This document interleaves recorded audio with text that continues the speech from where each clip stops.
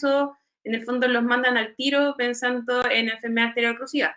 Por eso que es importante que cuando ustedes sean médicos generales, trabajen en APS, que puedan hacer este examen, que es muy bueno en el fondo para tener una orientación del paciente si realmente hay alguna alteración, porque esto de tomar los pulsos es bastante subjetivo. Yo creo que a todos les ha pasado que de repente alguien le dice, ¿tiene pulso o no tiene pulso? Y ustedes lo sienten o no lo sienten. En el fondo, una forma de objetivar eso es pidiendo este examen, ¿ya? Ahora, no está disponible el EPNI, o sea, está disponible para toda la región, pero no es tan fácil obtenerlo. No es algo que vayan a tener tan rápido probablemente. Entonces, sí, pues ustedes pueden hacer un índice tobillo-brazo en cualquier parte, ¿ya? Pero siempre, como les decía, hay que correlacionarlo con la clínica. En el fondo, no derivan un paciente porque le salió un índice tobillo-brazo alterado, ya sea o muy alto o muy bajo. O sea, en el fondo tiene que ser en correlación con que el paciente tenga alguna clínica de enfermedad arterial, que sea claudicante, algo, o que tenga alguna lesión.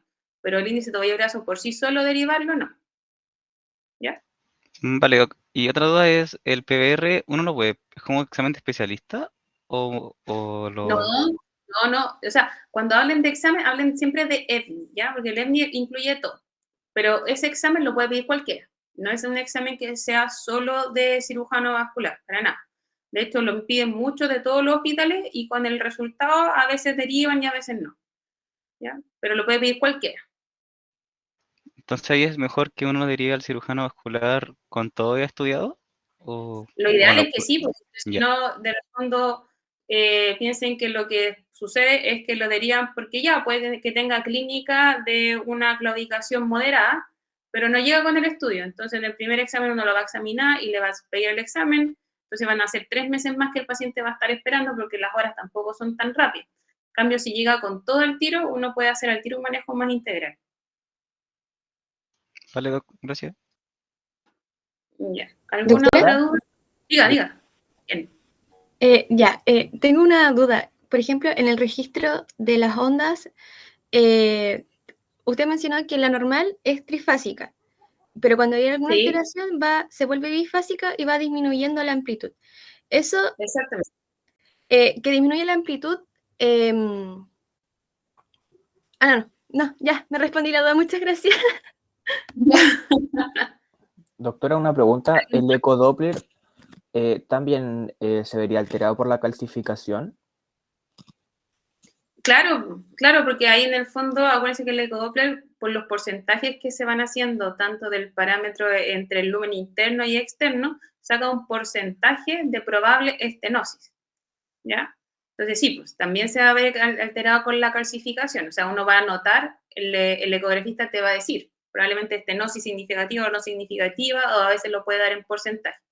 El problema es que es muy dependiente del operador, ¿ya? Es muy sensible, uno puede mover el transductor 5 grados y ya hay un cambio en el parámetro hemodinámico. Entonces, no es un examen que a nosotros nos ayude mucho, porque para tomar decisiones no nos va a servir, ¿ya? En el sentido de que si uno clínicamente tiene un paciente que tiene alguna lesión, es claudicador invalidante, nuestro examen de elección siempre va a ser el EPNI, ¿ya? O, si no, la angiografía, porque es un examen que uno puede interpretar. O sea, puede que lo haga solamente un operador, pero después el examen va a estar disponible como un escáner y cualquiera lo puede interpretar. En cambio, el ecodoppler, el que lo hizo fue el único que lo vio, y el resto tendrá que creer lo que sale en el informe, ¿no? Por eso que no es un examen que nosotros ocupemos como para diagnóstico, solamente lo ocupamos en algunas ocasiones para hacer seguimiento de pacientes revascularizados. ¿Ya? Porque nos gusta ver o queremos ver si el bypass realmente está permeable a distal, porque puede que tenga un buen pulso arriba, pero abajo no tan bueno. En ese sentido lo ocupamos, pero en general no lo ocupamos mucho. Ok, y lo otro, el angiotac, ¿en qué casos, por ejemplo, se pediría? Como, no sé, en urgencia, algo por el estilo. Cuando usted sospeche que la enfermedad es más proximal. Por ejemplo, que usted no le sienta pulsos femorales, totalmente de acuerdo que le diga una angiota. Pero si usted le siente pulsos femorales, pulsos popliteos y no le siente solamente los distales, no tiene ningún sentido. Gracias. ¿Alguna otra duda? Si no, para seguir. Ya. Vamos a seguir entonces con enfermedad arterial oclusiva.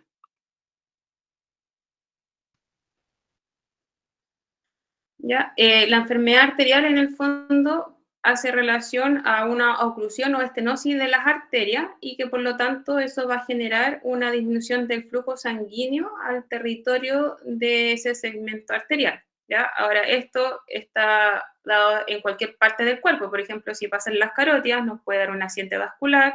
Si en el territorio mesentérico, una angina o una isquemia mesentérica. Si en las coronarias, un infarto. O si en las extremidades inferiores se puede manifestar con claudicación intermitente o isquemia crítica. La prevalencia de la enfermedad arterial oclusiva va de un 3 a 10% de la población general y aumentando al 20% en aquellos mayores de 70 años. Los factores de riesgo para esta enfermedad son los clásicos que nosotros conocemos para la mayoría de las enfermedades cardiovasculares: la edad, la hipertensión, la diabetes, la dislipidemia, la enfermedad renal, la obesidad y el tabaquismo. Ahora, de estos parámetros, los más importantes son el tabaquismo, ¿ya? Que en el fondo es el que aporta mayor riesgo o mayor enfermedad, y la edad, ¿ya? Se ha visto que es muy raro que esta enfermedad esté presente en los menores de 40 años, aunque con el paso de los años se ha visto cada vez que se presenta en personas más jóvenes.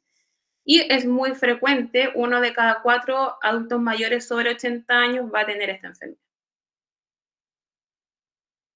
La principal causa es la aterosclerosis, pero existen otras causas ya más raras, ya que son la tromboangiitis obliterante, el tratamiento popliteo, la enfermedad quística adventicial, aneurismas popliteos, displasia ciática persistente y otras, ¿ya? Ahí al final le voy a hablar de las 3 más frecuentes, de las raras. El cuadro clínico va a ser variable, ¿ya? Va a ir de un paciente que es asintomático, que es el que conversábamos recién, que probablemente puede que le salga un índice tobillo-brazo alterado, pero no tenga ninguna manifestación clínica. Y aquellos ya con isquemia crítica, que sea ya lesión o dolor de reposo, ya que van a tener un riesgo de pérdida de extremidad. La mayoría, obviamente, son asintomáticos y del pool general de todos los pacientes con enfermedad arterial oclusiva se ha visto que menos de un 10% va a desarrollar una isquemia crítica. Los síntomas van a ser la claudicación intermitente principalmente, y que se refiere a que el paciente al caminar llega un minuto en que le duelen las piernas, pero más que solo dolor, tiene que detenerse por el dolor. Esa es la palabra clave en la claudicación intermitente, porque el solo hecho de dolor al caminar no es característico de la enfermedad arterial oclusiva. Sí, el hecho de que tenga que detenerse por el dolor, que descanse un par de segundos y pueda volver a caminar la misma distancia, ¿ya? La enfermedad es progresiva y según el segmento que esté alterado va a ser la sintomatología que nos va a dar. Por ejemplo, si la estenosis o oclusión está en el segmento aorto ilíaco, el dolor se va a generar a nivel de los glúteos, de los muslos. Si en el segmento femoropopliteo, a nivel de las pantorrillas, o si ya es infrapopliteo, pantorrillas y pies. Al examen físico, lo primero que tenemos que hacer es observar, ¿ya? Vamos a notar unas extremidades ya con pérdida de fanerios, pocos pelos, pocos vellos, una piel seca, ¿ya? Evidentemente, palpar los pulsos, ¿ya? Y ver si hay presencia de lesiones. En que esta enfermedad habitualmente da lesiones en la punta de los pies interdigital o en la cara lateral del tobillo, que son las zonas como más isquémicas. El objetivo de los exámenes de laboratorio va a ser ir en busca de factores de riesgo para la enfermedad arterial o para factores o condiciones que puedan empeorar los síntomas. Entonces, por ejemplo, hay que pedir un hemograma, porque si el paciente tiene enfermedad arterial oclusiva y además tiene anemia, va a ser mucho más sintomático. Hay que tratar de mejorarles el hematocrito para que el glóbulo rojo trate de llegar a lo que más pueda. La trombocitosis, en el fondo, para ver si hay alguna patología o algo que pueda favorecer trombosis arterial. La leucocitosis, para ver si en el fondo alguna lesión pueda estar además con un componente infeccioso. La función renal uno la va a solicitar pensando que eventualmente pueda requerir algún estudio angiográfico. La glicemia y la hemoglobina glicosilada, por mantener una diabetes en el caso de aquellos que sean diabéticos lo más controlada posible, y el perfil lipídico, que también influye en la enfermedad arterial. Aquí nosotros vamos a ocupar la clasificación de Rutherford, ¿ya? Está también la de Fontaine. En el fondo uno puede hacer un paralelo con las dos enfermedades. Y esta es la más ocupada y es bastante fácil de entender. Tienen que ver que son 7 estadios, del 0 al 3 son aquellos que en el fondo se van a manejar en forma médica, pero ya 4, 5, 6 son las urgencias, ¿ya? El 0 es ese paciente asintomático que puede tener un índice tobillo-brazo alterado. 1, 2 o 3 son los claudicadores. 1, 2, 3, leve, moderada, severa, ¿ya? Y que nosotros habitualmente los contemplamos en aquellos leves, los que claudican a mayores de 200 metros, o los severos a menores de 200 metros, ¿ya? En realidad, el severo es una claudicación más bien invalidante, aquellos que en el fondo dentro de la casa no pueden ir al baño, en el fondo porque le duelen las piernas, no pueden movilizarse, o aquellos que en el fondo puedan ser más jóvenes que no puedan tener un trabajo o hacer su vida cotidiana habitual por la enfermedad arterial. Pero también existen parámetros que uno puede ocupar en forma objetiva, como por ejemplo completar el ejercicio en una cinta de correr, que son 5 minutos a 2 millas por hora en una pendiente de un 12 grados habitualmente, ¿ya? Eso en el fondo, para la claudicación leve, son los que lo logran completar, la claudicación severa, los que no lo completan, y los que están entre medio son los moderados. Ya los severos o las urgencias, 4, 5, 6.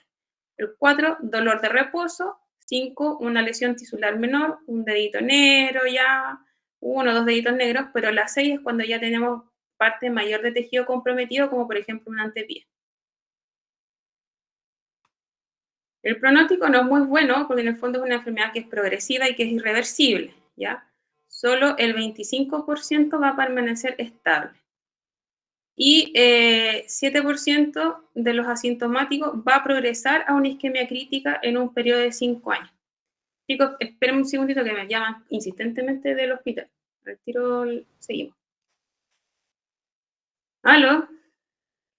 ¿Sí? ¿Hola? ¿Ya? Yo, disculpe, no estoy en el hospital. No, hoy día están solamente doctor Tepper, Herrera y Ocaranza. Ya, ya, adiós. Ya, sigamos.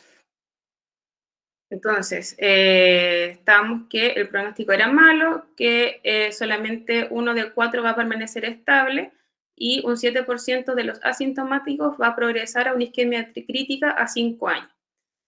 ¿Ya? A los 5 años, estos pacientes, un 20% de los pacientes que ya tienen isquemia crítica van a presentar un evento cardiovascular mayor, ya sea infarto o accidente vascular, donde la mortalidad va a oscilar entre un 10 a 15%. Entonces, en el fondo es súper importante la enfermedad arterial oclusiva porque es un parámetro cardiovascular de morbimortalidad.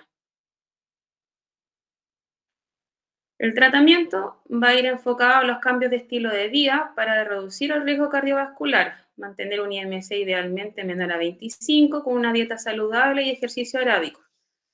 Lo más importante, evidentemente, no fumar. En los pacientes diabéticos con un objetivo de hemoglobina glicosilada menor a 7 y aquellos hipertensos diabéticos con un objetivo de presión arterial menor a 130-80, igual que los renales, o aquellos que son solamente hipertensos menos de 140-90. Y el LDL objetivo menor a 100 miligramos por decilitro. Sin embargo, últimamente, en los últimos congresos, el objetivo del LDL es menor a 50. Es bastante extremo, pero eso es lo que están tratando de inculcar actualmente en las guías internacionales. Entonces, el manejo va a estar dado básicamente, manejo médico, por antiagregantes plaquetarios, estatina, caminar y no fumar. Ahora vamos a hablar un poquito de la isquemia crítica, que se define como cuando la demanda sanguínea está comprometida a tal nivel que no es capaz de suplir los requerimientos metabólicos, produciendo dolor de reposo o lesiones tisulares. Recuerden, Rutherford 4, 5 o 6, ¿ya? En un periodo de más de 2 semanas, porque si no ya sería un evento agudo. Y lo principal es que esta condición va a generar un riesgo de pérdida de extremidad. Aquí la clasificación que uno debiese ocupar es la clasificación de Wi-Fi, ¿ya? Wi-Fi de Wound Ischemia Foot Infection, ¿ya? Aquí no nos sirve la clasificación de Wagner, que en el fondo está dada para un pie diabético neuropático, porque no nos habla ni de la isquemia ni tampoco nos habla de la infección.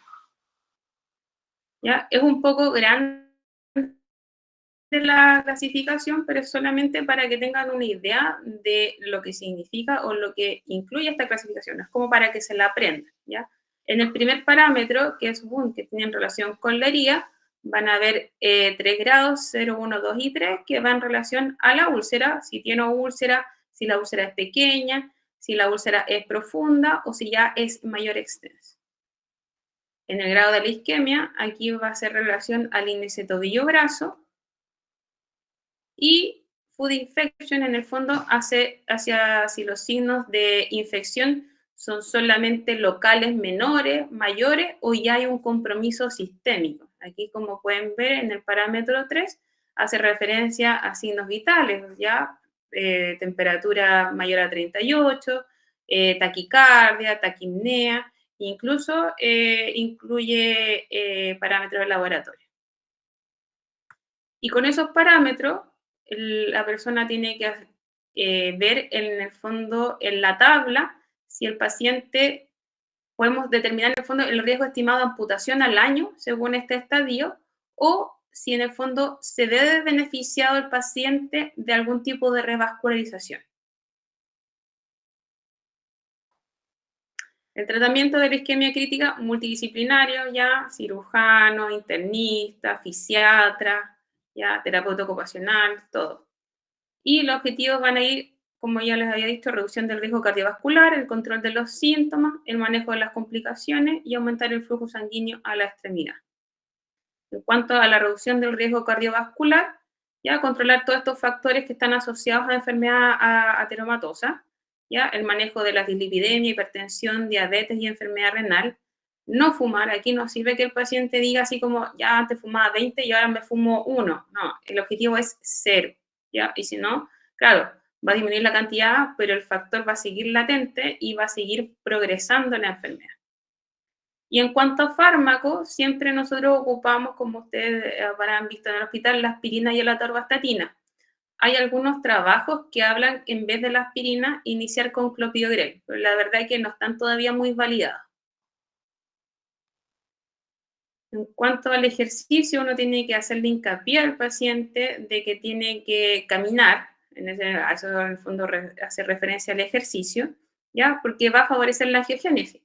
La enfermedad, como ya les comenté, es crónica y es progresiva y es irreversible. O sea, estos vasos que ya están enfermos, si no se angioplastiaron o no hubo un bypass, van a seguir así, ¿ya? Y probablemente aquellos que se hicieron bypass o que lograron hacer alguna angioplastía, eventualmente eso también se va a tapar. Entonces, el objetivo es generar nuevas arterias, todas estas colaterales que van a suplir la demanda de todos esos vasos que ya están ocluidos, están estenóticos. Ahora, idealmente, este ejercicio debe ser un ejercicio supervisado, ¿ya? Uno lo debiese hacer con programas de la sala con kinesiólogo en APS, que idealmente debiesen ser 3 a 4 sesiones semanales de 30 a 45 minutos y por lo menos unas 12 semanas.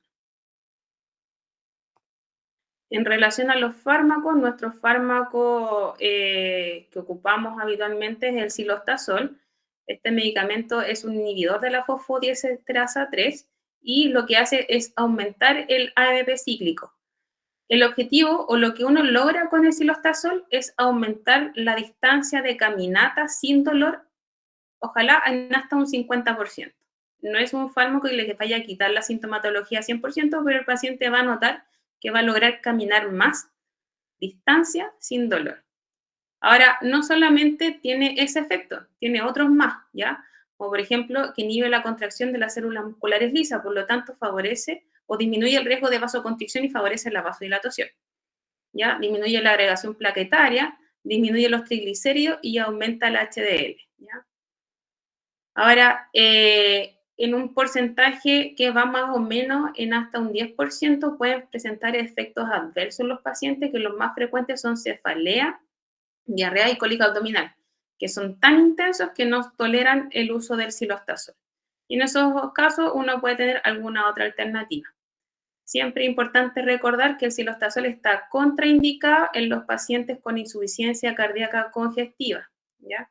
Así que en aquellos pacientes no se puede utilizar. La pentoxifilina sería una alternativa a aquellos que tengan contraindicado el cilostazol. Este es un derivado de la metilxantina. Aumenta la elasticidad del glóbulo rojo. En el fondo es como que hace que este glóbulo rojo se pueda deformar y pueda llegar más distal, a zonas con vasos más pequeños. Por lo tanto, mejora de esa forma la perfusión. Y según algunos estudios se ha visto que puede mejorar la distancia de caminata en hasta un 30%. Punto 4, tenemos la revascularización. Pero ¿cuándo vamos a hacer una revascularización? ¿Ya? Cuando tenemos un fracaso de tratamiento médico en aquellos que son claudicadores invalidantes o sí en aquellos que tienen una isquemia crítica. Ahora vamos a hacer un manejo endovascular o bypass y eso lo vamos a definir según el estudio vascular que tenga el paciente con otros parámetros como edad, la lesión que tenga en el pie, varias otras cosas. Entonces, ¿a qué se refiere lo endovascular? Por ejemplo, aquí hay una estenosis de una arteria, uno pasa una guía. Habitualmente nosotros solamente hacemos angioplastía con balón, que es el globito que va por dentro, ¿ya? Pero cuando la arteria queda disecada, uno puede además colocar un stent, ¿ya? Que esos son en vasos que son más grandes, como las popliteas, femorales superficiales o ilíacas.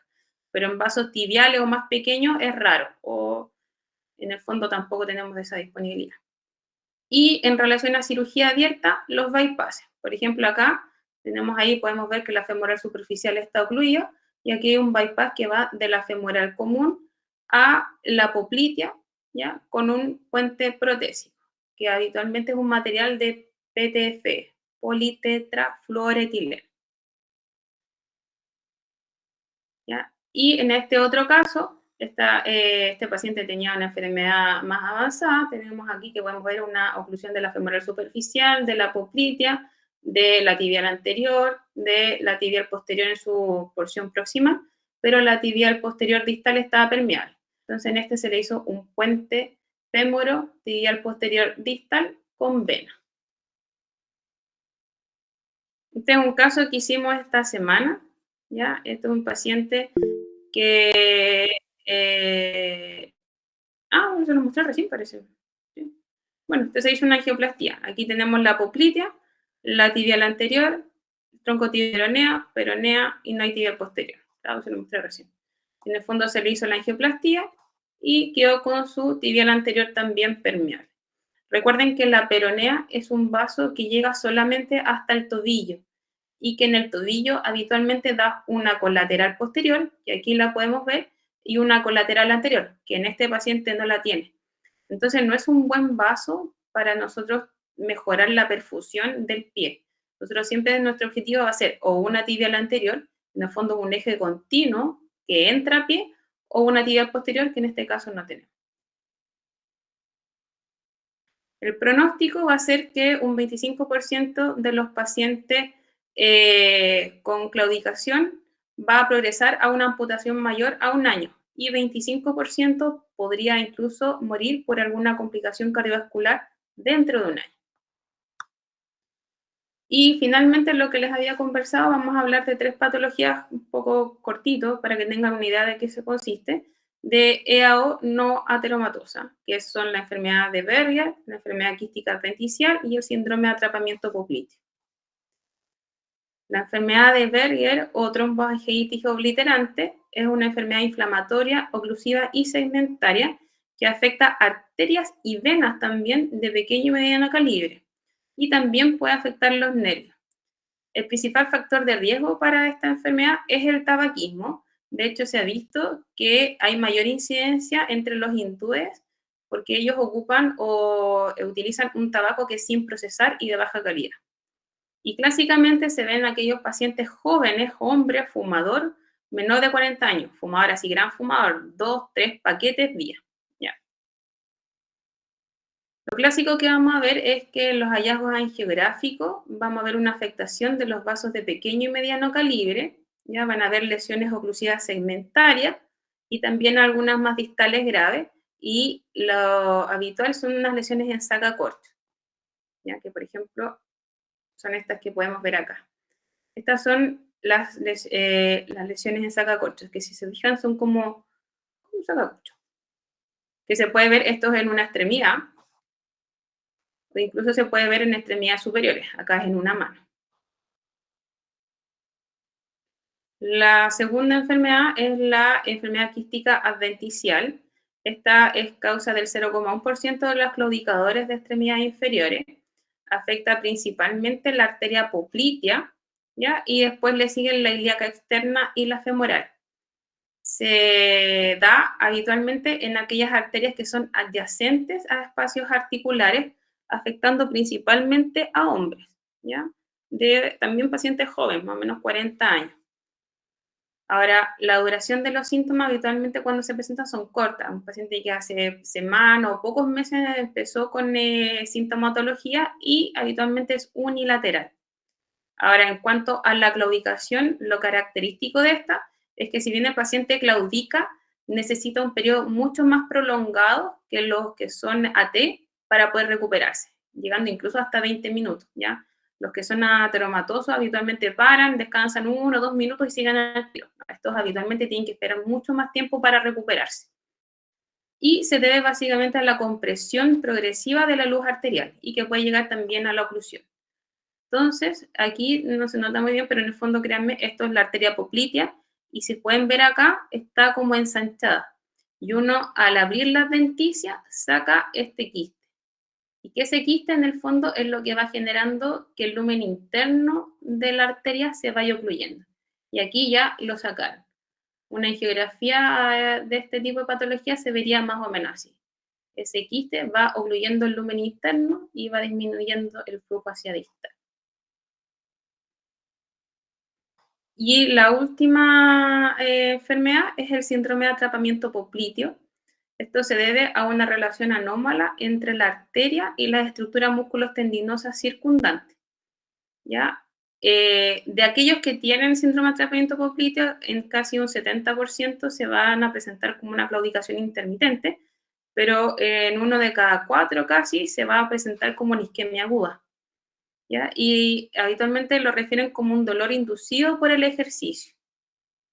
Y el tratamiento en este caso sí es un bypass. Entonces es una, acuérdense, relación anómala entre las arterias y la estructura musculotendinosa. Por ejemplo, hay una clasificación que tampoco es necesario que se la sepan, es solamente para que tengan una idea de qué se trata.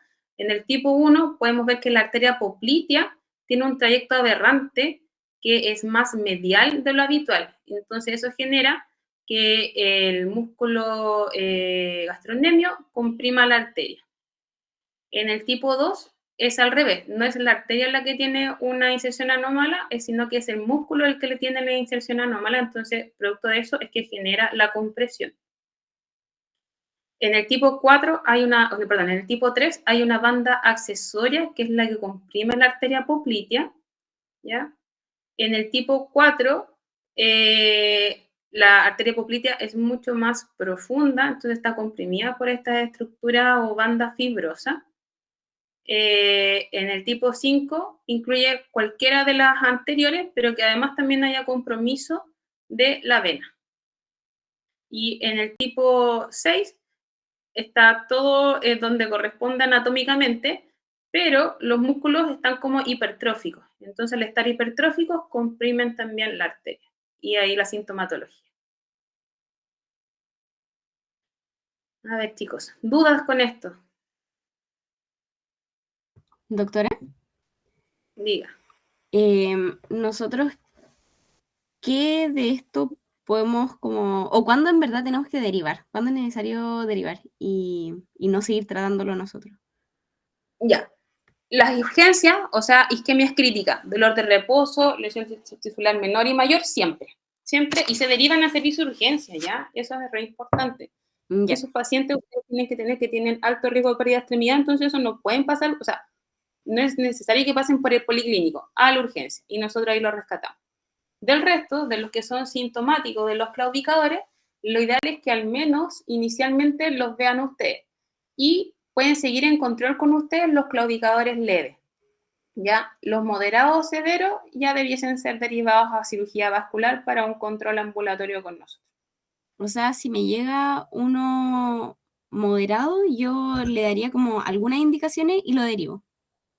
Exacto, pero en el fondo algunas indicaciones incluyen que tú también puedes iniciar el silostazol en caso necesario. O sea, tú puedes evaluarlo, lo examinas, pides su EPNI, te sale compatible con tu sospecha diagnóstica, haces el manejo de las comorbilidades, puedes iniciar el silostazol y si aún así el paciente no mejora o progresa, lo derivas. Ya. Muchas gracias. Doc, yo tengo una duda. Es por el tema de la aspirina, que cuando vimos cardiología se decía que como que la aspirina no ayuda a prevenir eventos primarios, se da como de forma post el infarto. Acá se da la aspirina cuando sospechó que tiene la enfermedad arterial. Sí, es parte del manejo del arsenal preventivo para nosotros, ¿ya? La aspirina y la atorvastatina, los dos. Ya, y si solo tiene, por ejemplo, los pulsos disminuidos y el índice tobillo brazo alterado, ¿también le inicio todas esas medidas? ¿Dejar de fumar y atorvastatina, aspirina? Es que acuérdense que es un complemento, o sea, puede que, tú me dices, tiene el pulso disminuido, ya, pero eso es algo subjetivo. Entonces después vas con tu examen, tu EPNI. El EPNI te sale compatible con una enfermedad arterial oclusiva, ¿ya? Y el paciente es sintomático, sí, aspirina y atorvastatina. ¿Y si fuera sintomático, no? Si fuese asintomático, Sí, esa es mi duda. si fuese asintomático, no, pero en el fondo seguirlo de cerca y hacer el manejo de sus comorbilidades, ya, Vale. la hipertensión, la diabetes, no fumar, etc. Vale, Doc, gracias. Doctora, Diga. en el último síndrome que vimos, en el síndrome de atrapamiento popliteo, ¿esto es como congénito o tiene como algún gatillante? No es congénito. Es Es congénito, pero se ha visto también que en jóvenes deportistas, en el fondo por la hipertrofia muscular también se puede generar. Pero las inserciones anómalas son congénitas. Ah, ya, perfecto. Y, doctora, tenía una pregunta. Es que, por ejemplo, en el caso del paciente que vimos esta semana, el que mostré ahora, que tenía la tibial posterior ocluida, que al final como que no la tenía. ¿Por qué ahí no se puede como hacer angioplastía, como destapar esa arteria? Porque para hacer una angioplastía uno tiene que tener un vaso de entrada, pero también un vaso de llegada abierto. Recuerden que el paciente... Igual que un bypass, porque en el fondo uno puede pasar la guía, pero la guía en algún minuto yo tengo que puede que yo cuando pase la guía la pase disecando entre la íntima y la media, pero en algún minuto tengo que llegar a un lumen permeable. Entonces, en este paciente tenía arriba la tibial anterior permeable, había zonas que estaban ocluidas, pero abajo tenía una pedia. Entonces, hay un vaso distal permeable en ese eje, y ese fue el objetivo. En cambio, no había plantar. Este paciente se ocluía la tibial posterior arriba y de abajo en ningún momento reperfundía la plantar. Entonces uno puede pasar la guía, o puede que no pase, pero si pasa, ¿y la va a pasar a dónde? La va a pasar a una arteria cerrada. Y si vamos a llegar a una arteria cerrada, no tiene sentido plastear esa arteria porque se va a tapar el tiro. Tiene que tener una salida. Acuérdense que el flujo, en el fondo, la arteria entra, pasa por los capilares y se vuelve por las venas. En cambio, si llega y se tapa y hay una pared en un minuto, no va a tener retorno y va a tender a taparse igual la arteria. Es por eso. Ya, perfecto. O sea, como que esa tibial posterior que está toda ocluida hacia abajo, no había razón como de pasar el stent porque la arteria como que ya estaba cerrada.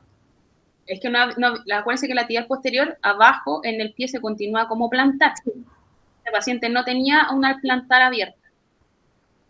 Entonces, por eso. Gracias.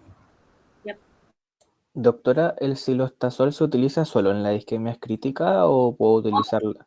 En los claudicadores, las isquemias críticas, el manejo muchas veces va a ser quirúrgico, la mayoría, pero el silostazol es para aquellos que son claudicadores. Acuérdense que el silostazol es aumentar la distancia de caminata. Ok, muchas gracias. Ya.